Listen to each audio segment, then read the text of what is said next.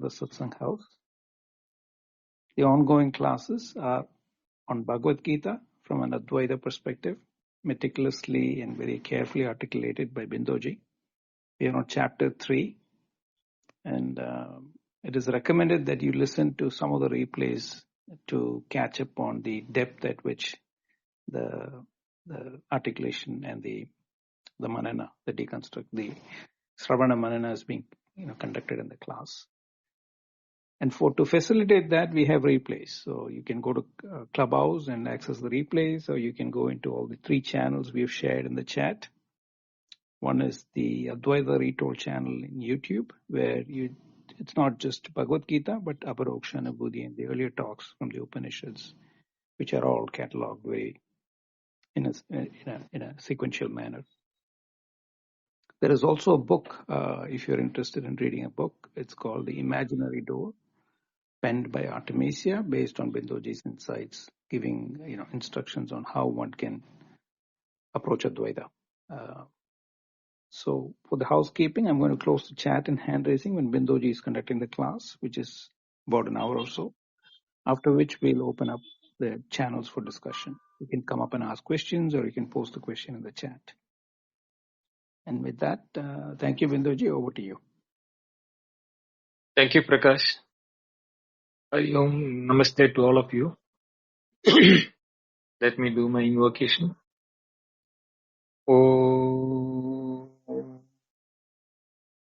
Namo Brahma Dibhyo Brahma Vidya Sampradaya Kartrubhyo Vamsharishibhyo Mahadbhyo Namo Gurubhyaha Shruti Smriti Purananam Alayam Karunalayam Namami Bhagavad Padam Shankaram Loga Shankaram Shankaram Shankaracharyam Keshavam Badarayanam Sutra Bhashikritau Vande Bhagavantau Punah Punaha Ishvaro Guru Ratmeti Murti Veda Vibhagine Vyomavat Vyapta Dehaya Dakshinamurtaye Namaha. Om Shri Gurubhyo Namaha. The Gita Jnana Shlokam.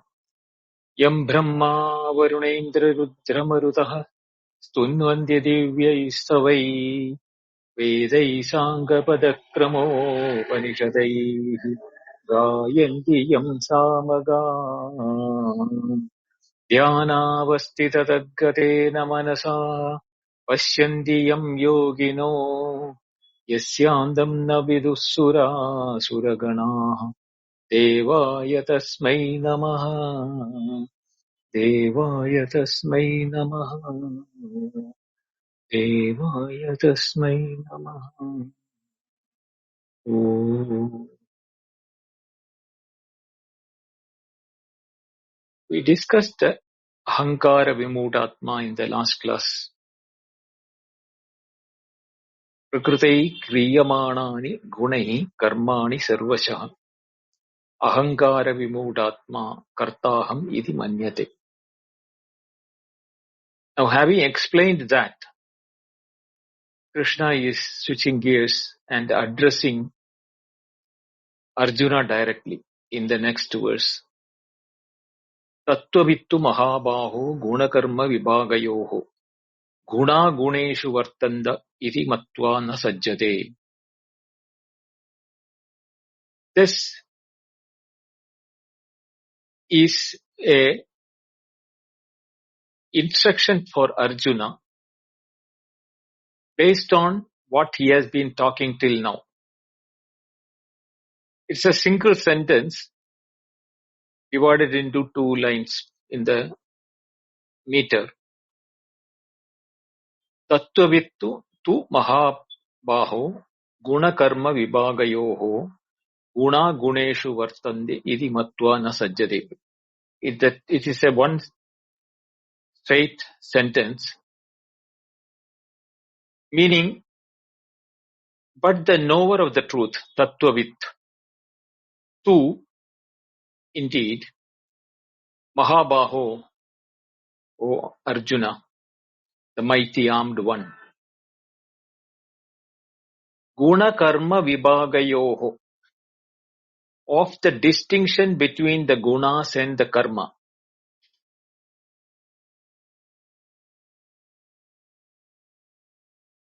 Guna guneshu vartande iti matva na sajjate. Having understood that the gunas operate among gunas, na sajjade means he doesn't get attracted or attached to the guna karma. Tattvavit is the subject. Guna karma vibhagayoho is the domain of knowledge, where the condition is that guna guneshu vartante iti matva. Having understood or having, convinced that guna guneshu vartante means gunas are operating only within the gunas. They na sajjade means as a result, they do not get attached. Now the word tattvavit is like brahmavit, atmavit, like that tattvam. Here tattvavit means one who knows the truth, the knower of the truth, or the one who knows the true nature of things. Tattvavit na sajjate, does not get attached, is the simple sentence. The rest of them are for the condition and the area where it is applied. It is the antithesis of ahankara vimudhatma. In the previous verse, we discussed in detail the ahankara vimudhatma. The opposite of that antithesis is the tattvavit. He has no ahankara, he has no mudata, and he is knowing the tattvam as his own reality. The avidyanvan is the vimuda, the one who has no knowledge about the reality, thoroughly deluded. Whereas the tattvavit is tattva jnanavan, means possessed of the true knowledge, or possessed of the knowledge of the truth.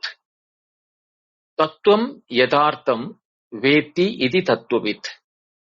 Tattvam means yadhartam. Yadhartam means the absolute truth.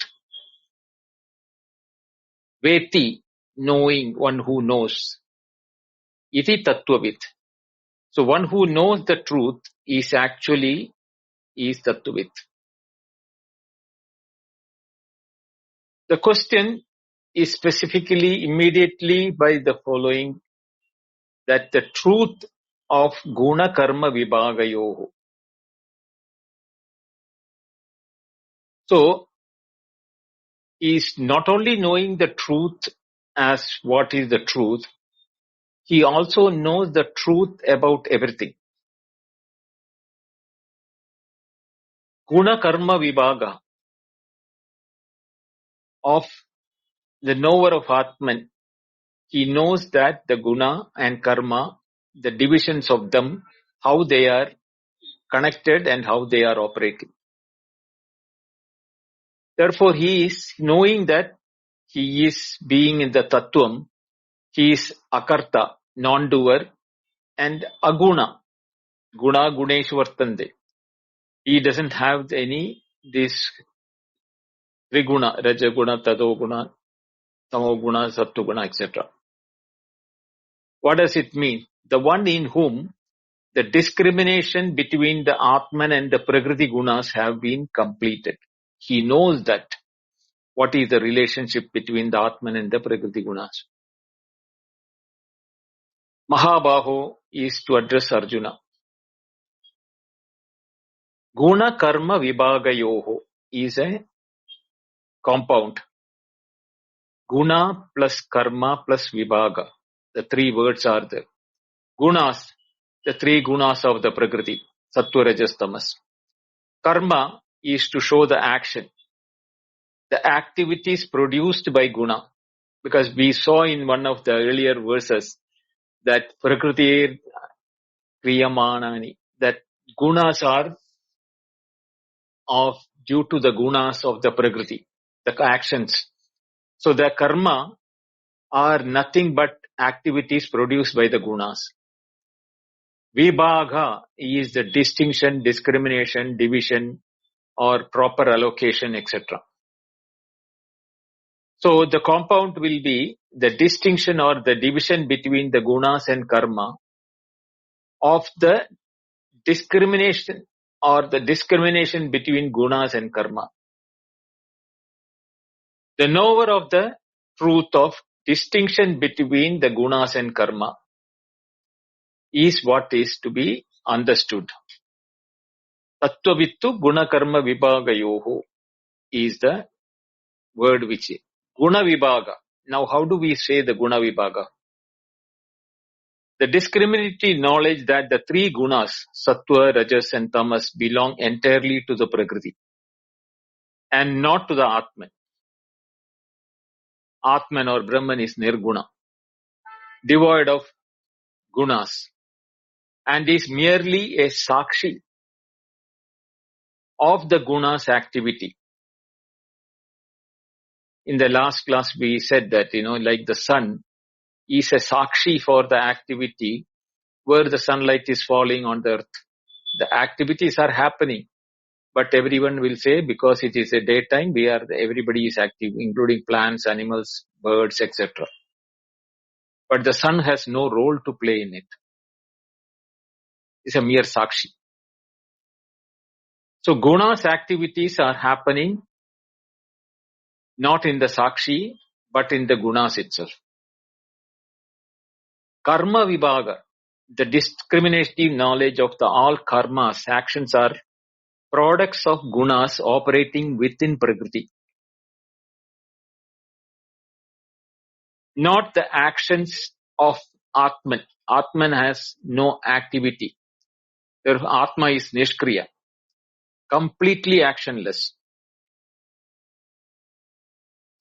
The apparent actions of the jiva are in reality the self-movement of the three gunas of the prakriti within the gunas itself. This is the same philosophy which Advaita is borrowing from Sankhya. Sankhya says Purusha and Prakriti. In Prakriti there is three gunas. And Prakriti, when Purusha is present, the Prakriti guna starts acting within themselves, Sattva, Rajas, Tamas, interacting between the three in a million ways is the million activities which are happening in the Prakriti. Advaita is accepting it with a slight variation. I will come to that later. The Vibhagayoho is to show both of them, guna and karma. The two dimensions of Atma, Anatma, Viveka. Discrimination of Atman from the gunas and from karma is what is indicated by this Vibhaga here, which together constitute the Tattva Jnana of the Tattvavit. The Tattvavit is knowing that I am not the body, mind and intellect. They are Prakriti Guna. And I am Sakshi to the body, mind, intellect and the world. Because body, mind, intellect is known as objects similar to anything else in the world. There is no separation or no differentiation between the body, mind, intellect and the world, empirical world, because everything is known as objects. So the subject is different from that. So the Tattvavit or the knower of the truth knows this, that the Atman is free from gunas and from karmas.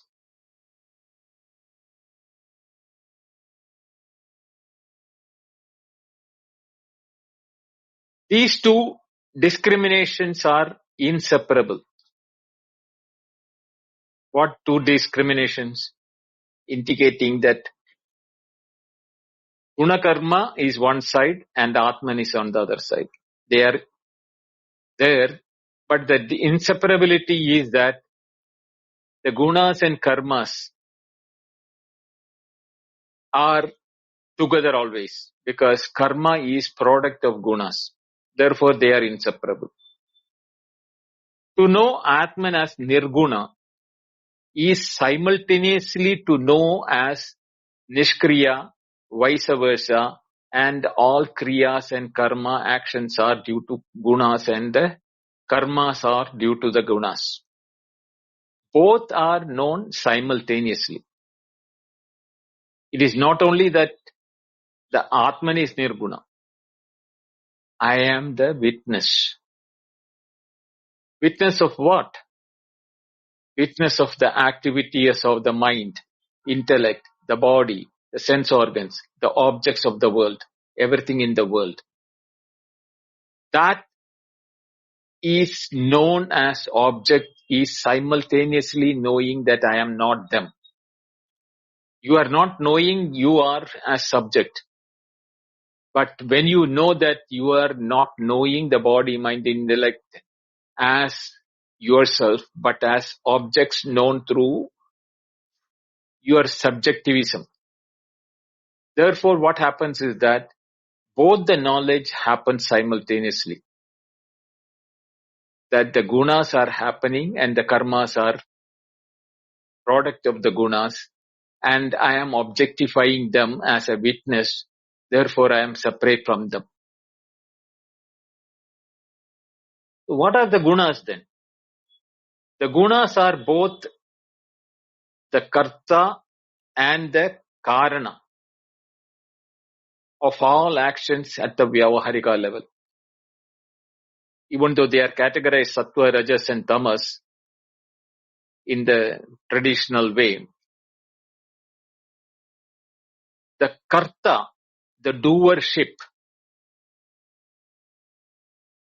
feeling happening at the body, mind, intellect level is due to the gunas of the body, mind and intellect. Atma or the self is not a karta, not a doer, nor an enjoyer. So guna, guneshu vartande, when it is said that gunas operate exclusively within the domain of gunas only. The significance of guneshu is profound. The gunas act upon gunas. The entire phenomenal world is a self-contained system of guna interaction between the different three gunas, their interaction. Atman is never the Vishaya, object, or the Ashraya, or the locus of any guna-related activity. It stands entirely outside this guna domain as pure, uninvolved witness, Sakshi. Therefore, Shankaracharya reads this as an Advaitic reformulation of the Sankhya principle. Guna guneshu vartande is actually a Sankhya Karika terminology which has been adopted as it is by Advaita with a slight modification.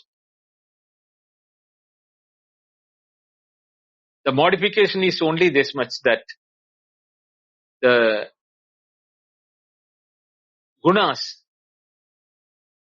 are part of Prakriti and they act only when the, what you call, Atma or the Purusha, in as per the Sankhya, is present in the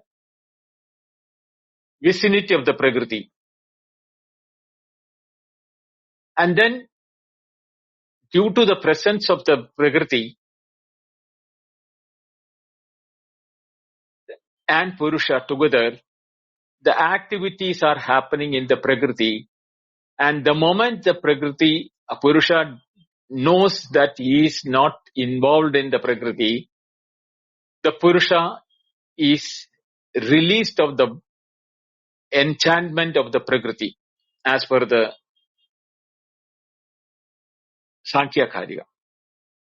But in the Advaita, it doesn't accept that way. In Advaita, this is true by Vyavaharika level, and points to the complete Atman Prakriti Viveka that dissolve the Kartrutva Adhyasa. Whereas this Adhyasa aspect is not there in the Sankhya philosophy. So therefore, Guna Guneshu, when it is being said, it is borrowed from the Sankhya philosophy and modified for the Advaitic principle. Vartande means they operate. Guna Guneshu Vartande. That is connected with the Guna Guneshu. Iti Matva. In this manner, Matva means to think, to understand, to know, or to comprehend. The Tattvavit, when he knows that the Guna Guneshu Vartande, he doesn't get enchanted by that or attached toward the action and the gunas. Therefore, he na sajjate. Sajjate means does not attach, does not cling, does not become enmeshed or entangled. The non-attachment is entirely natural and spontaneous. It is not an effortful suppression or, action by itself. It is out of knowledge. The knowledge releases him from the attachment. That is why only knowledge can release you from the bondage, what is being told by the Shastra to us. This knowledge doesn't need any effort. Knowledge is a vastu swabhava, a nature of an object. The object, when we know, we don't have to take any special effort to know the object.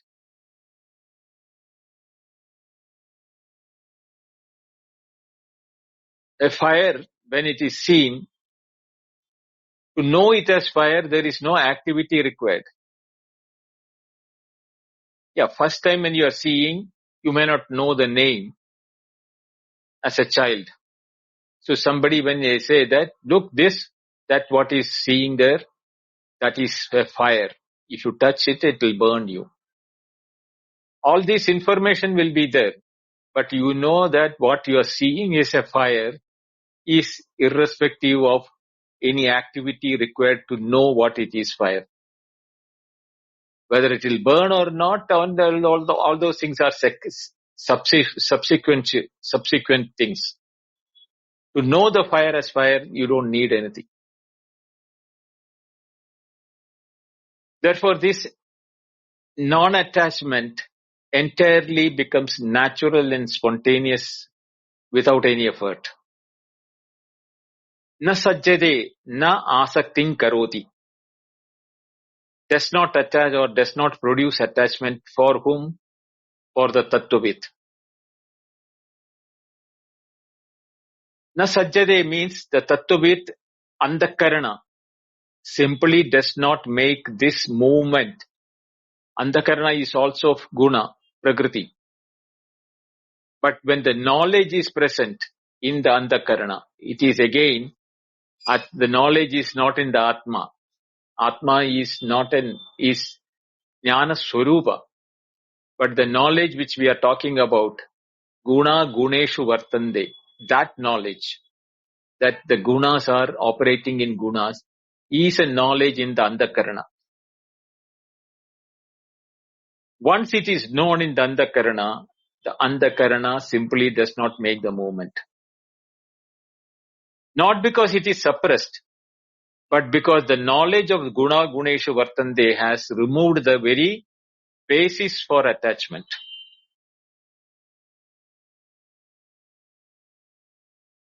This is similar to the asakta, which we learned in the 19th and 25th verse. The Tattvavit is the supreme model of asaktata. Not a discipline, not as a discipline, but as a natural fruit of knowledge, tattva-jnana. So in the commentary, Shankaracharya has brought in that ahankara vimuda atma establishes the complete structural symmetry through the verses 27 and 28. The Advaitin is the Avidyavan is a Vimudatma, deluded one.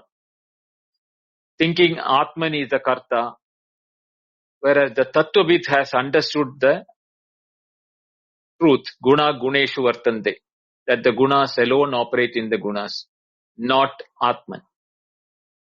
Atman is neither the Gunin, one which is possessed of Gunas, nor is it a Karta, nor is it a doer. The two verses together constitute a complete phenomenology of samsara, or the empirical world. 27 talks about the samsara and 28 explain the moksha, or the liberation, freedom from it, which is that in terms of kartrutva viveka, the discrimination of the doership, is the freedom.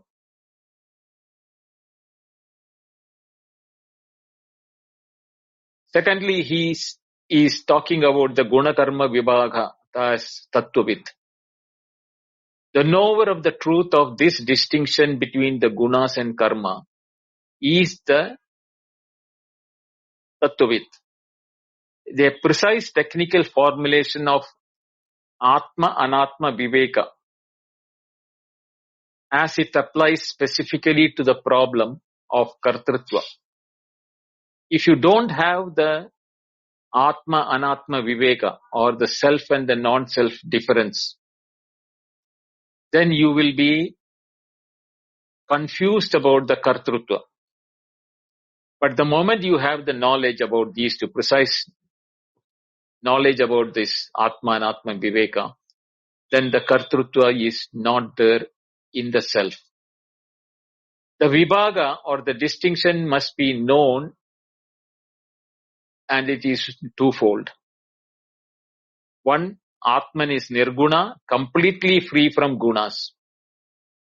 Number two, Atman is nishkriya, completely free from karmas also. Therefore, the Tattvavid who has clearly discriminated the Atman from both gunas and karmas simultaneously dissolves the adhyasa, or the superimposition, which otherwise will be holding that I am a doer and enjoyer. Kartrutva abhimana, the pride of doership. This dissolution is not gradual, but instantaneous. The moment viveka is complete, the superimposition has no locus standi. The superimposition of kartrutva upon atma simply disappears. That is why Shravana Samakali eva jnanam. I have told this before also. The moment you hear that you are not the body, mind, intellect, but the knower of the body, mind, intellect, you are known that you are the self. You may not know what is the self. You may not know how to do the, eradication of the three impediments like samshaya, vijnana, ajnana, viparya, etc. But the knowledge that you are atma, now separate from the body, mind, intellect, is instantaneous.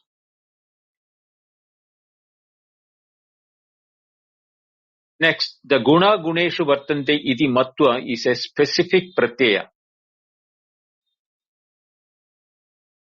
Pratyaya means cognition, whose content Shankaracharya analyzes with the particular care. He says that the phrase guna guneshu contains the entire Advaitic account of phenomenal causation in miniature as guna acting upon gunas. Sense organs, guna vikaras, acting upon sense objects, guna vikaras. Mind, guna vikara, acting upon perception as guna vikara. The entire chain of Vyavaharika experience is a self-contained guna system, with Atman standing entirely outside it as the Nirguna Sakshi. So Shankaracharya says that the phrase Guna Guneshu Vartande contains the entire Advaitic account of phenomenal nature of the world. Gunas are acting upon gunas in different forms. Guna Vikara, all of them are Guna Vikara. One as sense organ acting upon sense objects. Then mind, which is also a Guna Vikara, acting upon perceptions. That is the sense organs of perception. So sense objects and sense perceptions or sense instruments. Both can operate only in the sensual region, which are called the Guna Vikaras, means modifications of the gunas itself. Therefore, the entire experience, what we call it as the empirical world or phenomenal world, is nothing but guna interacting in gunas. My sense organ is made of a guna, sattva, rajas, tamas, and it is counterpart is the sense objects which are there in the empirical world is also nothing but modifications of the same gunas. That is why one guna vikara is able to appreciate and accept the other guna vikara. Like the eyes can accept all visions or objects where forms are there, colors are there, etc. Same where another guna vikara is of sound, which is corresponding thing is my ears. And the sound coming from the world of outside is the same guna vikaras. Like the five sense, Shabda, Sparsha, Rasa, Rupa, Gandha, all of them have got their corresponding guna vikaras in the world. And we have no knowledge of anything outside that. Whether there is an external world or an internal world, our knowledge will be only in the realm of these guna vikaras, modifications of these gunas. Shabda, Sparsha, Rasa, Rupa, Gandha. That's all. Shabda, sound, Sparsha, touch, Rasa, taste, Rupa, vision, Gandha, smell. So Shabda, Sparsha, Rasa, Rupa, Gandha is the five sense organs we have. They are all modifications of the gunas, and corresponding modifications only can be accepted by each one of them. They cannot intercross, and the eyes cannot hear the sound or like that it cannot be. Therefore the gunas guneshu vartande. That is why the gunas can operate only in the gunas. Shankaracharya reads the Matva as Nischayena Avadarya, means having definitely ascertained, means having convinced about it, indicating that is not a theoretical belief, but a direct, immediate recognition that restructures the jiva's entire self-understanding. Once this is understood, you don't have to know who you are. All confusion about the body and their interaction with the phenomenal world outside, either waking or in dream, we can say that they are all gunas with operating in their corresponding gunas. And I am not involved in any one of them.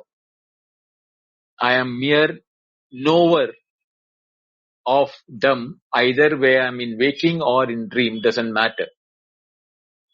This guna guneshu vartande is what is happening, and I was confusing because I associated myself to the body, mind, intellect as I. When I know that the body, mind, intellect is nothing but vikara of the gunas, and I am knower of my body, mind and intellect. Their corresponding objects in the world of senses is known to me, and I become freed from the guna and the karma. Not only I am not the body, mind, intellect, I am not also the doer, enjoyer of the gunas be done by the body, mind and intellect. Therefore, na sajjate. The spontaneous and natural consequence of sattva jnana, not a further discipline or achievement, but swabhavika phala, natural fructification of the understanding described in the guna guneshu vartande iti matva. When the Tattvavit clearly sees that all actions are gunas acting upon gunas, the very basis of asakti is dissolved. Attachment is dissolved.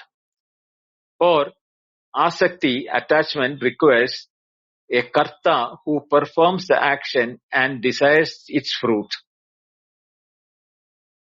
Please understand that.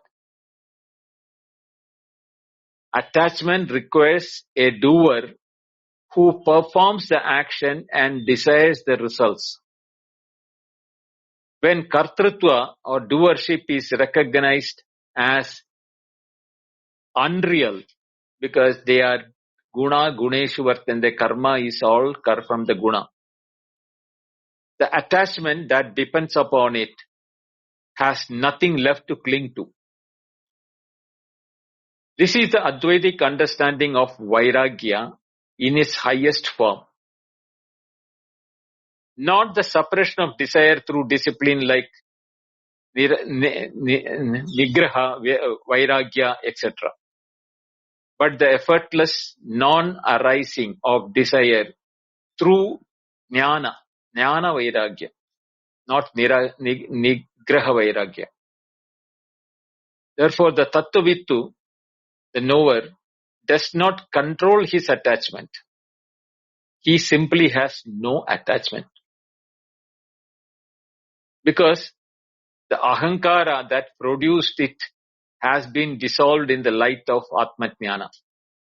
That I am the doer, I am the enjoyer, that has been dissolved in the Tattvajnana. The Bhashya, very simple, just 2-3 sentences. Tattvavittu mahabaho. Kasya tattvavittu? Guna karma vibhagayoho karma vibhagayoho cha tattvavit ityartaha. Gunaha karanatmakaha guneshu vishayatmakeshu vartande na atma iti matva na sajjate saktim na karoti. Tattvavittu mahabaho, O mighty armed Arjuna, the knower of reality is not saying Arjuna is not a knower of reality. O Arjuna, the knower of reality, kasya tattvavit, is the knower of what? Guna karma vibhagayoho, of the distinction between gunas and actions. That is the tattvavit. That makes him tattvavit, the truth, knower of the truth. Guna vibhagasya karma vibhagasya cha tattvavit ityartaha. He is the knower of the truth, nature of division of the gunas and their actions. Gunas, fundamental forces of Prakriti. Karma, actions produced in those gunas. Thus the whole domain of activity belongs to Prakriti alone. Gunas are instruments. Gunaha karanatmakaha. They function as instruments. Shankaracharya explains the gunas as manifested as guna vikaraha. That modifications. What are they? Senses, mind, body, and organs of action. These are the instruments, karana, through which action occurs. Thus, the apparatus of activity is guna based only, because they are all guna vikaras. Guneshu vishayatmakeshu vartande. And they can operate only in the gunas. There is nowhere else they can operate. because they are also composed of gunas. Gunas can interact only with gunas.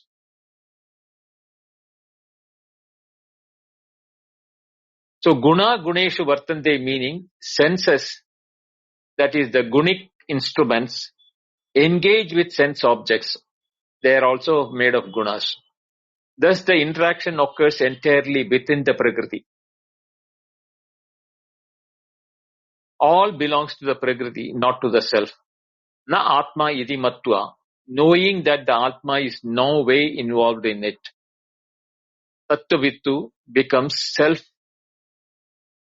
as the pure consciousness and is not a guna and does not act because it is also not made of gunas. Thus the action belongs to the field of Prakriti, not of that of the Atma. Na sajjade saktim na karoti. He does not become attached. He does not create attachment. Because the knower sees the true structure of action. He knows the truth behind every activity. He knows the truth are nothing but gunas and vikaras of them. So he does not identify with the activity. He does not claim the doership. Therefore, he does not cling to the results. Thus, karma continues at the empirical level, but the inner bondage disappears. The knower of the truth is freed from the internal agony. Otherwise, he would be going through with the karmas and the gunas. The ignorant one thinks that I act, whereas the knower sees that it is the gunas which are acting. I am the nirguna. I am not an actor. I am not a doer. While the ignorant feel that I experience, because he identifies with Andakarna. The knower of the truth knows that it is the gunas which are there interacting.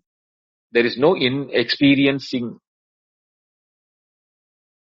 While the ignorant thinks that I am controlling, the knower of the truth knows these are nothing but operations within the Prakriti itself. Therefore, the self remains as a witness. The body continues due to prarabdha karma, but he has no prarabdha karma of himself. The society continues and the actions of the Tattvavit is seen as Loka Sangraha. But from the point of view of the Tattvavittu, he remains non-attached either to the prarabdha karma or to the Loka Sangraha. Therefore, every action occurs without a doership. At the Atman level, it is a pure witness. At the Prakriti level, it is the field of action. And the Ahankara is the misidentification of Atman and Prakriti by the Anatmavit, one who does not know the truth. The knowledge removes this confusion. So the ignorant say, I am the doer.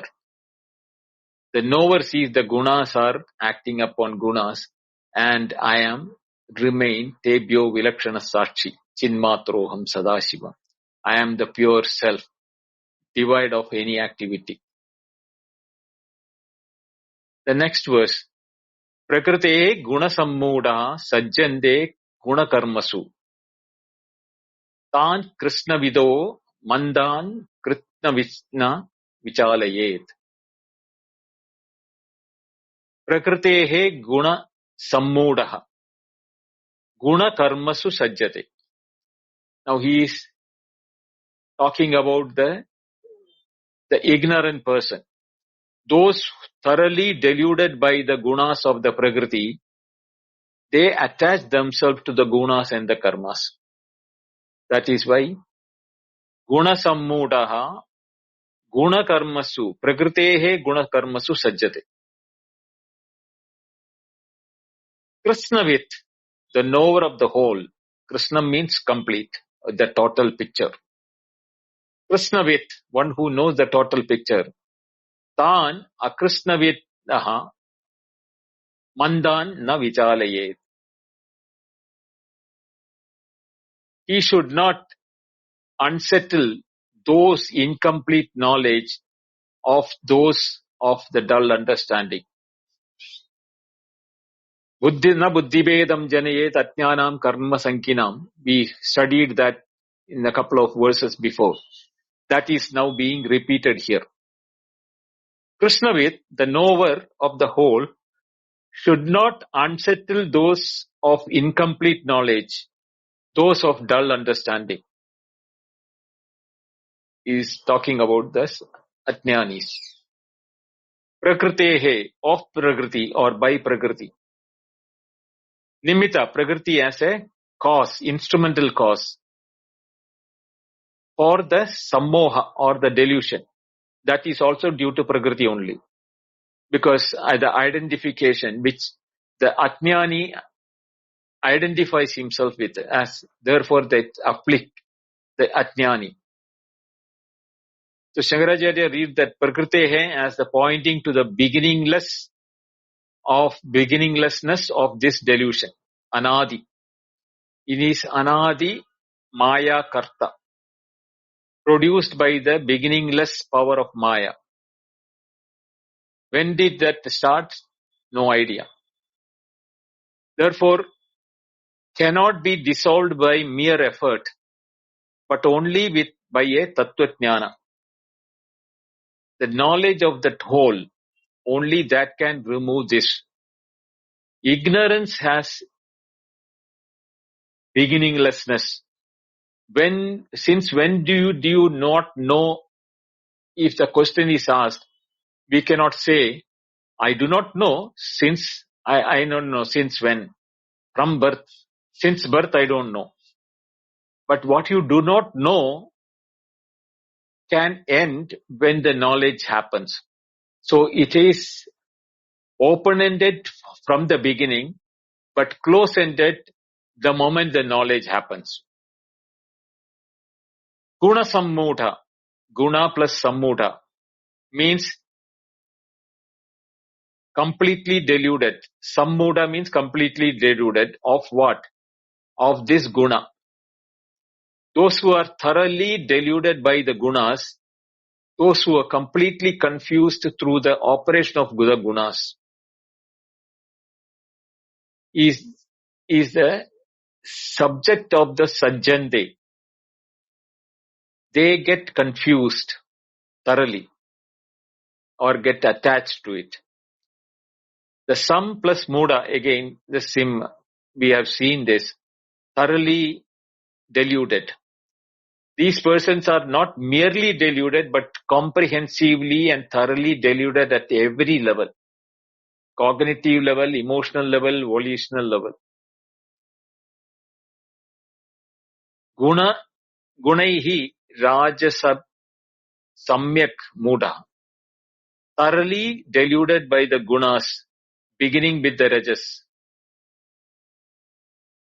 Rajas is cited as the first because it is that guna which mostly directly responsible for the asakti and karma sanga, for the passionate attachment to the action and the fruits.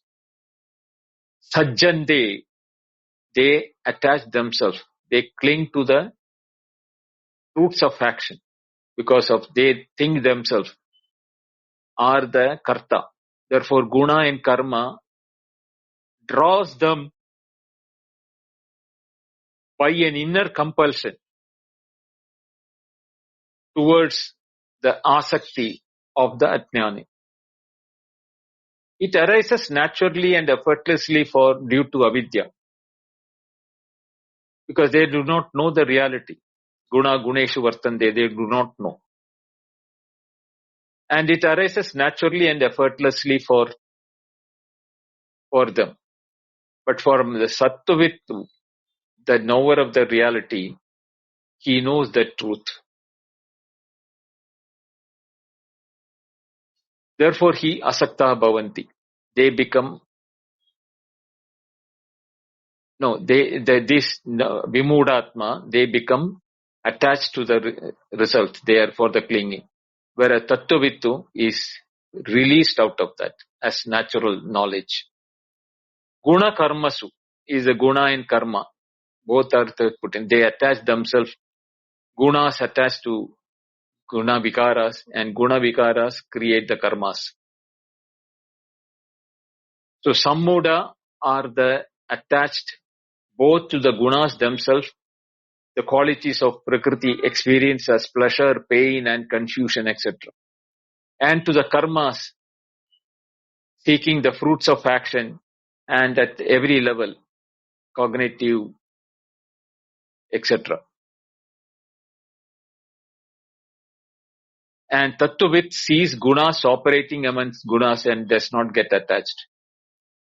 Therefore, the sammuda, the ignorant, sees gunas as belonging to the Atman and attaches the same gunas entirely opposite of cognitive relationship. And he identifies that he is the mind, body, mind and intellect. Therefore, he thinks that the gunas of the body, mind, intellect is his.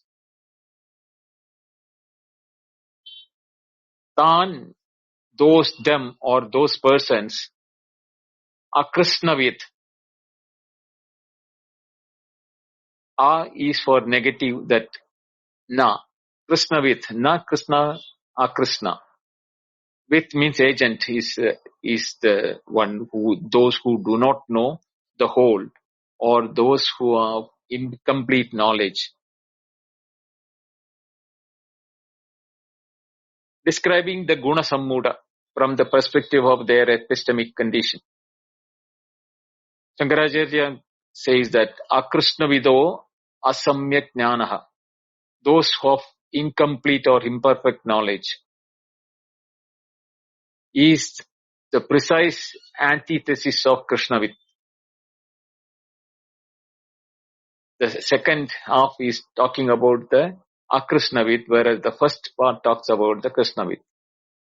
The Krishnavit knows the whole truth of Atman as Nirguna and Nishkriya, whereas the Akrishnavit knows only partly. He knows the world of action and the fruits, but does not know Atman as the Nirguna and Sakshi.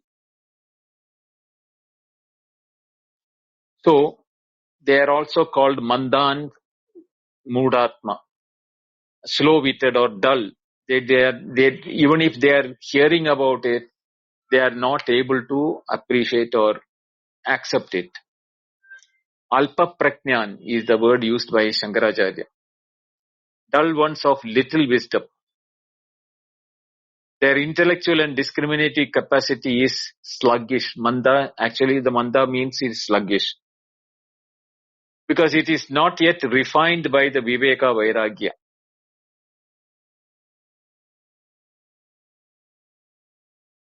Not yet arrived at the full Prabuddhatva, means knowledge. Partial awakening connects to Mandan, Mandadikarinaha. Those of the intermediate or preliminary adhikara from the Karma Yoga is, for them, the Karma Yoga is the appropriate sadhana.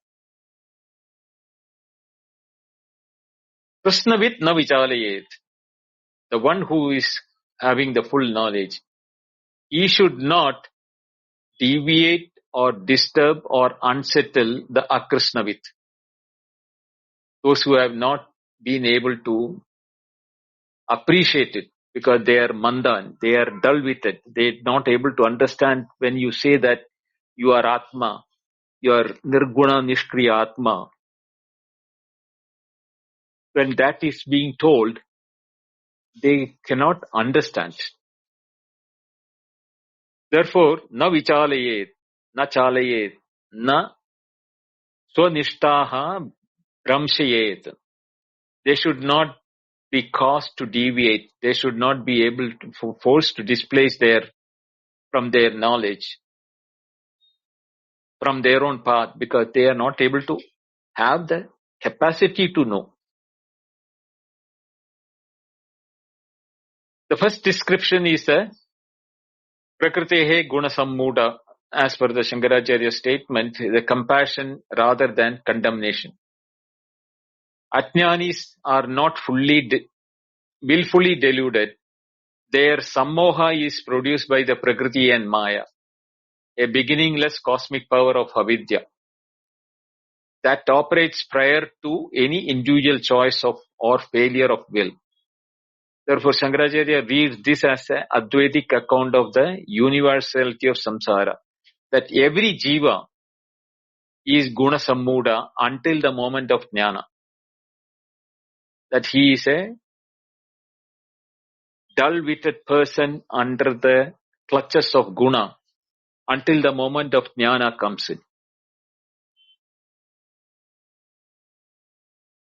The Tattvavid himself was a guna sammuda before his realization. This shared history of sammoha of the basis of jnanins is the reason for his compassion towards the ajnanis. Therefore, na vichale is not a cold prohibition but an expression of karuna, or being trapped in the condition of the jnanin, which realizes that how he himself was once upon a time trapped in that, and now having transcended, feels a compassion towards those who are still striving to know this truth. The contrast between Akrishnavit and Krishnavit is the precise formulation of Adhikari Veda, distinction between the two levels, which is the entire structure of the third chapter. The Akrishnavit knows only the partial truth and world of guna and karma, actions and fruits and actions, etc., dharma and adharma. And within this partial knowledge, the karma yoga is the appropriate and sufficient sadhana for the Akrishnavit. Whereas the Krishnavit, the one who knows the complete truth, Atman as Nirguna and Nishkriya, standing entirely beyond the guna and karma, and within the complete knowledge of Jnana Nishta, is the natural sufficient sadhana for him to be remaining in that Jnana Nishta.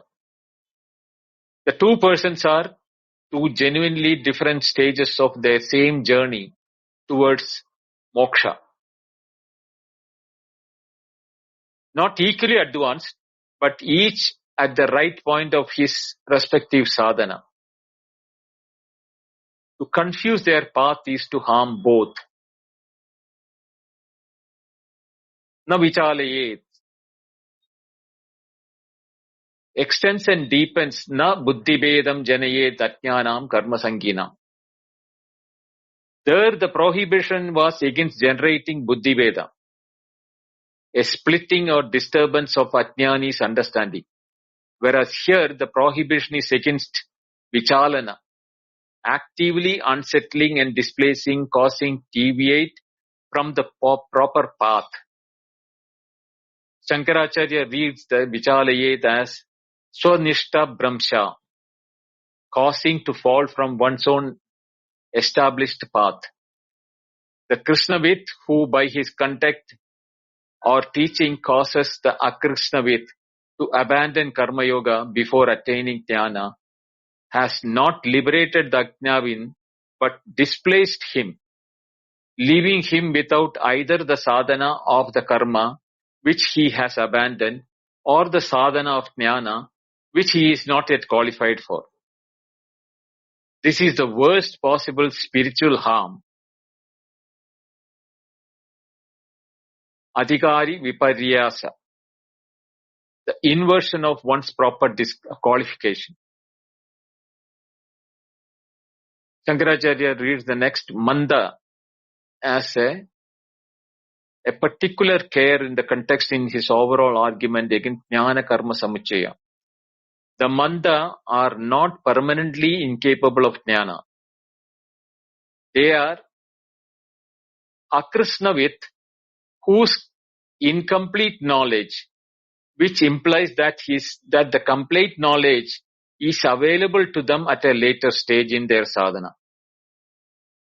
The Krishnavit's responsibility towards the Akrishnavit is therefore not to keep him permanently in the Karma Yoga, but allow their natural progression.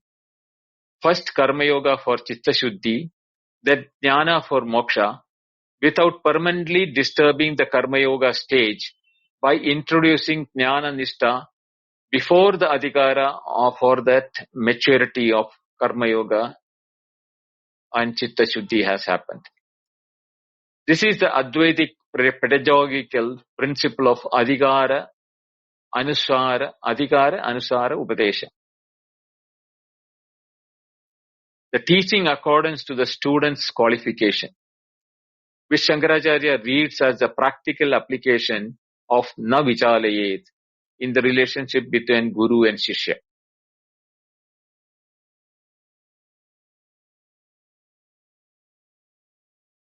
There is a Shankara Bhashya for this, which we will do it because this is important. Prakriti gunai samyak muda sammohita sandaha sajjate gunanam karmasu guna karmasu vayam karma kurmaha phalaya iti.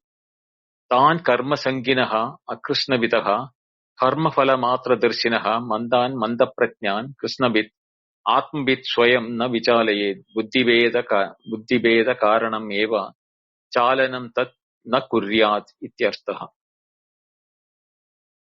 Okay, I think I'll take another 5 minutes more. Delusion produced by the gunas. Prakritehe gunaihi samyak mudaha sammohida santa. Being thoroughly deluded by the gunas of the Prakriti. So, this causes the delusion of the Prakriti, gunas of the Prakriti. They produce desires, impulses, psychological identification. Thus, the ignorance arises through the identification with the body-mind complex. Attachment to action. Sajjande gunanam karmasu guna karmasu. They become attached to the action of gunas. The actions they perform are actually guna-produced actions. Yet they believe that these actions belongs to themselves. Thus they become attached to the work, result and personal achievement. And their attachment rests on the false identification of the body-mind intellect complex. Therefore, the ignorant person believes that vayam karma kurmaha phalaya iti. They think that we perform actions in order to achieve the results. Internal conviction of this is the internal conviction of the ignorant. Because his structure is, I am the doer, I must perform action, and I will obtain the fruit. This belief sustains the cycle of samsara and karma. Tan karma sankinaha akrishnavit. Therefore, they are attached to the action and are partial knowers of the truth. That shows that intellectual limitation. Karma sangatam is the attachment to the action. And akrishnavit is knowing only the partial reality. They do not know the truth. They see only level of karma level alone, not the deeper truths of non-doership. Therefore, their understanding is incomplete. Karma phala matra darshinaha. They only see the fruits of action. Their focus is limited to the success, failure, pleasure, reward, etc. They do not see the deeper metaphysical structure of action, that the gunas or that indriyas are in working for the corresponding sense objects. And they do not know the nirguna atman, non-acting self. Thus their motivation remains purely result-oriented. And their capacity of the intellect is also limited, manda and manda prajnan, because they are dull and weak in understanding. Shankaracharya doesn't use this harshly but it's a descriptive. It means that their intellect is not yet prepared for the subtle truth. Chitta Shuddhi has still not happened to them. Their minds are still dominated by the desire and attachment. Therefore, Chitta Shuddhi cannot happen unless they do it in the Yajnartha. They cannot grasp this doctrine of non-doership. So, Krishnavit, Atmavit, Swayam, na vichalayed. The knower of the whole reality or the knower of the self should not disturb them. The knower understands that the ignorant needs Karma Yoga as preparation. Therefore, he should not disrupt the discipline of Karma Yoga of the Akrishnavit. Buddhi Veda Karanam Eva Chalanam. To create a disturbance in their understanding is called the Buddhi Veda. This refers to the undermining their conviction about the duty, prematurely teaching them non-doership. If this happens, they may conclude that since a self does nothing, we need not act. This is the typical blame on Advaita, always. The misunderstanding leads to moral collapse. Therefore, tad na kuryad ityartaha. The Krishnavis should not do that. The one who has the complete knowledge about it. The wise must guide the ignorant carefully, encourage in action, avoid confusing them with subtle doctrines, lead them gradually towards the knowledge. Shankaracharya established the principle of Adhikara Veda based teaching. The truth must be given according to the student's readiness.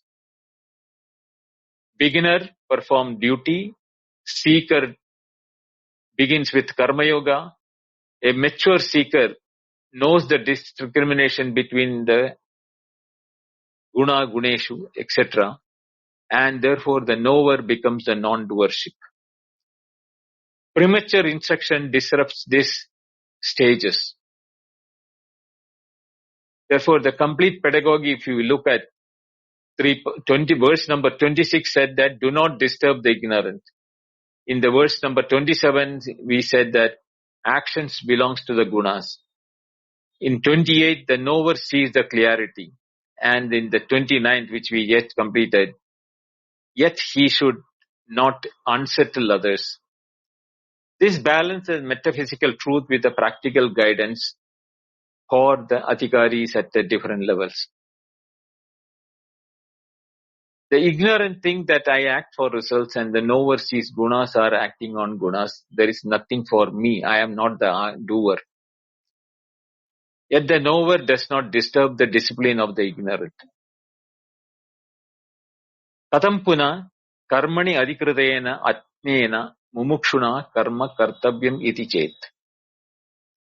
Now the next verse is, if having offered all actions unto me with consciousness directed towards the inner self, how that should be, that is the advice by Krishna. Mai sarvani karmani sanyasya adhyatma chetasa nirashir nirmamo bhutva yuddhasva vigatajura. That's a specific advice to Arjuna, which we will take it on Monday. Verse number 30. Om Purnamada Purnamidam Purnat Purnamudachyate Purnasya Purnamadaya Purnameva Vasishyate. Om Shanti Shanti Shanti Harihi Om Shri Gurubhyo Namaha Harihi Om. Thank you. Dhanyawad.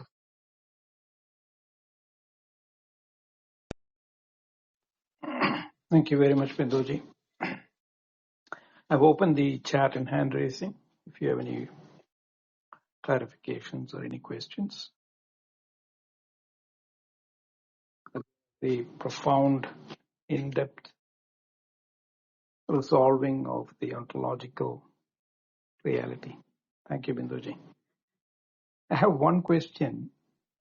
When you say Krishna with go ahead. Akrishnavit, so Krishna with Akrishnavit, you use that two words. Can you give what is that? Tattvavit, Yeah, go ahead. Yeah. Krishnavit is basically, Krishna means complete. Krishnavit is one who knows the complete truth. Because he started with the Tattvavit in the last verse. So one who knows the Tattvam completely is called a Krishnavit. And Akrishnavit is the one who does not know that. He knows something here and there.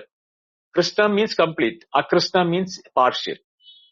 So he knows that Atma is there, gunas are there, etc. But he is not able to understand the relationship between Atmas, the gunas and karmas, etc.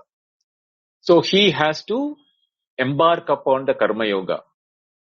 Whereas the Krishnavit, who having been once upon a time in the level of the Akrishnavit, has done the karma yoga, achieved chitta shuddhi, and with the blessed grace of Guru and his teachings, he has now understood the truth that I am the Atma, and the gunas are of the body, then the empirical world is all of that of Prakriti, and it is an interaction between the senses and the the corresponding sense objects, which are the karma actions which are taking. I am just a sakshi. So when he knows this, he is called a Krishnavit. That is the difference between the two. Thank you, Binduji. So in this case, Arjuna is a Krishnavit, right? Yes. Yes. Yeah. Thank you. Pass the mic on to Kevin. Karin, namaste. Namaste, Binduji. Namaste. Okay. Just to be clear about all the karta is the ego self, the I thought, that says I am the doer. So karta, if it is dissolved, if it is recognizing that the three gunas are really the only thing interacting, doing all the action, making all the mess in the world. If that, then when you pull God into this, is it Akarta, Bhagwan? Akarta. Akarta. So if you pull that in it, that is the same as Parabrahma, right? Yes. Yes. Okay. But when the operational level, we don't call it as Parabrahma, we call it as Sakshi. Okay. The witness. The witness, eternal witness. Yes. So the witness, no, I lost my question.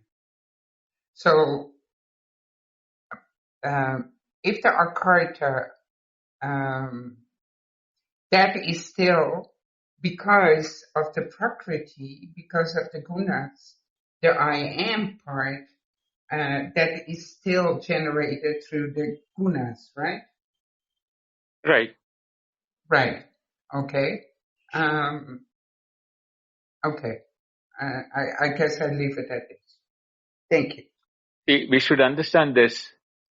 The Krishnavit or the Tattvavit or the knower of that reality, he is a Sakshi. He knows that I am present in the body as a witness. That is why I said I don't call him as a Parabrahman. He is present in the body as a witness, but the body is part of the empirical experience of the world, of the whole thing, phenomenal world, phenomenology. In that body and the corresponding objects in the world, all of them are of guna guneshu, the interaction between the guna. The guna, sattva, rajas, tamas, the activity is mainly by the rajas.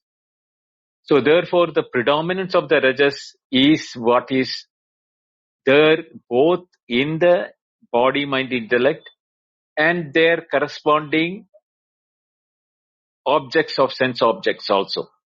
So when these two are interacting, both are based on the guna. Now, if we could hear the Shankaracharya and the Bhashya has not gone into the depth of it, but there are many texts in the Advaita Parambara where they categorize each of the sense organ into Sattva, Rajas and Tamas. For example, the eyes are considered to be sattvic in nature, whereas that of the smell or taste is in the what you call tamasic in nature, but that of the speech, action, they're all in the rajasic in nature. And like that, they have divided them into different categories. That's only for the purpose of understanding, but really speaking, we should not go by all those details of it. Basically understand I was just trying, because there's a lot of new terms being introduced here, so I'm trying to get them straight. But if we say divine knowledge, if one is integrated divine knowledge, it is basically going through the sattvic mind, right? Yes. Okay. Your knowledge in the knowledge swarupa, that is the nature of that. That is why you are aware of things. The awareness or the consciousness is because of that. And that is the operation which is happening. And when the antakarana or the inner instrument becomes more swatik, that is the time when the jnana nishta or abidance in the knowledge becomes more and more. Okay. Until the knowledge rectifies itself or releasing you from the identification with the antakarana itself. Or the inner instrument, you are no more identified with the inner instrument. You will observe your inner instruments also as part of the empirical world. So the other two gunas, then, in order to get a sattvic mind, then behavior, the other two gunas, has to be recognized through observation, right? That you have to progress. That is the neti from I am not this, I am not that. Yeah, those are all processes through which you are able to do the de-identification with the body, mind and intellect, etc. Exactly. Okay. But the knowledge of the experience is not in the process. That's in the sattvic mind? That will happen when that becomes your conviction. That the neti is a process which gives rise to a conviction. That process is an action. And the knowledge is not a product of action. So you should understand that neti will not give you knowledge. Oh no. No. Yeah. But it will give you insight to which mind, to which guna it belongs. Yeah. What neti See, if you have accepted the fact that every action, every behavior, everything happens through the gunas, then you're able to assign certain behavior to one of the gunas, right? Yes. So that gunas also ultimately will have to be that is the final stage where you will disown all gunas, nirguna. You will become totally free from all gunas. Yes, understood. Thank you so much. Thank you, Karan, for your question. Namaste, Srini. Namaste, Binduji. Just one quick thing I wanted to ask. In Jnana Yoga, there is always a sense of urgency, right? Like Upanishad says, Iha cheta vedi ada satyamasti, na chetiha vedi bhati vinashtihi. And you also mentioned Shravana Samakalina and Ajnana. So there is always some sort of urgency or immediacy that is sounds. But in this class of Karma Yoga, it feels like a more relaxed approach. You don't disturb how that person is. Let him do what he is doing, and eventually. So there is a big change of urgency, it feels like. Do you think that is true or that's a misconception? No, that is a misconception. What he is talking about is the adhikari or the eligibility of the individual. The urgency will depend upon the eligibility of the individual. The best example is given. A person who is taking regular bath will be slow, go and take bath and come in a river. Let us assume that. But if a person has got a crow shit or some dirty thing on his body, the speed with which he'll go for his bath in the river will be much faster than the other person. That doesn't mean that the action by itself, one is eligible for immediate bath and the other is eligible for only for limited bath. No. It is due to the conditions under which they are, each one of them are. The one who is having Viveka and Vairagya, he will go instantaneously for the knowledge. But the person whose Viveka Vairagya has not fructified or have not matured, they have to work on the Viveka and Vairagya to the extent that it becomes like Kagavishtayam, like how the dead body becomes. In another example, they said as if the hair in the head has been set on fire. How will you jump into water for quenching the fire? That is the level of Vairagya one should have to know the truth, is what examples are given in the scriptures. पूरा सिर में आग लग गया लगता है. Then what will he do? Yeah, beautiful example, Binduji. Thank you for clarifying. Thank you, Srini.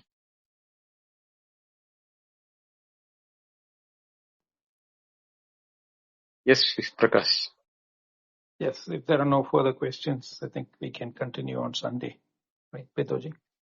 Sunday Q&A, and Monday we'll continue with the 30th verse. Yes. So thanks everyone for coming today. Again, there's a lot of manana in the last two classes, Sravana Manana, that one I call the pedagogy of ego dissolution with Binduji's permission, and today's I will call it the resolution of the ontological awareness. I mean, that's my own catchphrase. It is not representative of Binduji's talk. Right, So, you're right. Yes. And so the replays are available on Clubhouse, and you can look at the 3 channels in the chat. I'm just re-mentioning it because there are more people in the audience. So we'll meet again Sunday 8:30 p.m. IST for Advaita open discussion, and we have 1.5 hours with Binduji. Thank you very much, Binduji. Over to you to close the room. Thank you, Prakash. Thank you, Karin. Thank you, Srinivas. And thank you all of you who have been listening. We'll meet again on Monday for Bhagavad Gita continuation, and Sunday will be the general Q&A, as Prakash has mentioned it. See you all on Sunday. Hari Om. Good night. Good night.